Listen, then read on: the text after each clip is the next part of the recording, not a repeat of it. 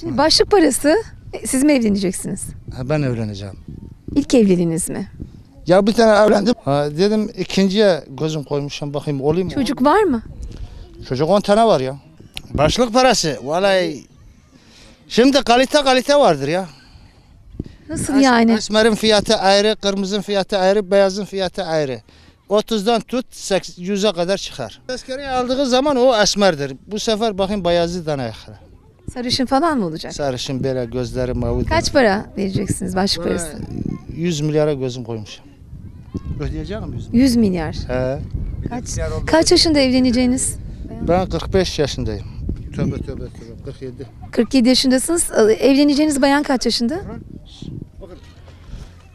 25-30 civarı ya. Şimdi kaç senede biriktireceksiniz bu parayı? Bu parayı. Vallahi bilmiyorum 2 sene çalışsam daha birikir bu paraya. O zaman oldunuz 49. 49 sıkıntı 50 değil. diyelim. Ondan sonra evlenmeyin bence. Olmaz ya olur mu ya?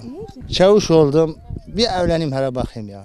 Ben de çalışıyorum 2-3 sene oldu çavuşluk yapıyorum. Başlık parasını toplamadık bu amele yüzünden. Ya benim gözüm bu çok kafama girdi bu. Grunful. Bunun adı ne? Karanfil bu karanfil. Ya bir yarısını ver ya biraz ben de aşım kokum iyi olsun. Bozulur ama He? kopardığın anda hepsi dökülür. Ya 5-6 tane kopar verin.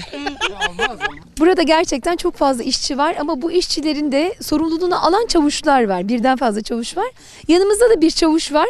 Çavuşun görevi işçilerin ihtiyacını ve gidermesini görmek, iş bulmak, paraları toplamak, ne bileyim işte.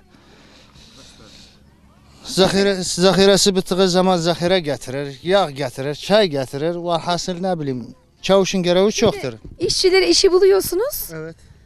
Bütün her şeyini alıyorsunuz. Yağını tuzunu alıyorsunuz. Bütün her şeyini riskini. Onlar sadece çalışıyorlar, geliyorlar, yatıyorlar öyle mi? Yemek de yapıyorsunuzdur. Yemek yapamıyoruz biz ya. Kendi karıları vardır biz niye yapıyoruz? O kadar çok iş yapıyorsunuz ki acaba onu da mı yapıyorsunuz diye düşündüm. Ya utanmasalar da onu da bizden isteyecekler de ama bakayım çekiniyorlar. Evet. Hala bir tane İsmail vardır, Haralıdır. Hanımı oturmuş, biraz önce geldi diye hanım bana yemek yapmamış. Dedim bana ne diye kalk bana yemek yap. Ciddi misiniz? Ha bu. Ha burada. Gelsin. Bak. Esmerdir. Çavuş olunca mı söylüyorlar bunu? Bunu herkese söyleyemiyorlar değil mi? Kimseye söylemezler. Çavuş olunca. Hiç öyle yemek yaptığınız oldu mu? Vallahi yapmadık da.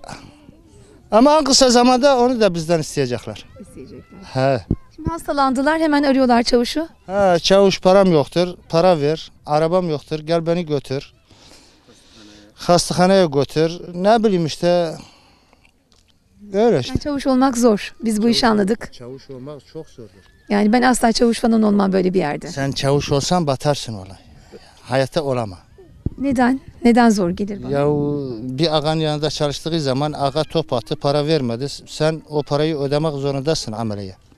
O adama. O zaman çavuşun kesesi dolu olacak öyle mi? Kesesi dolu olacak. Kesesi dolu olmadı mı çavuşluk yapamaz. Yapamazsınız. Size saygıda duymazlar. Kimse çavuş da demez o zaman değil mi? Her şey parayla alakalı. Her şey parayla. Ha.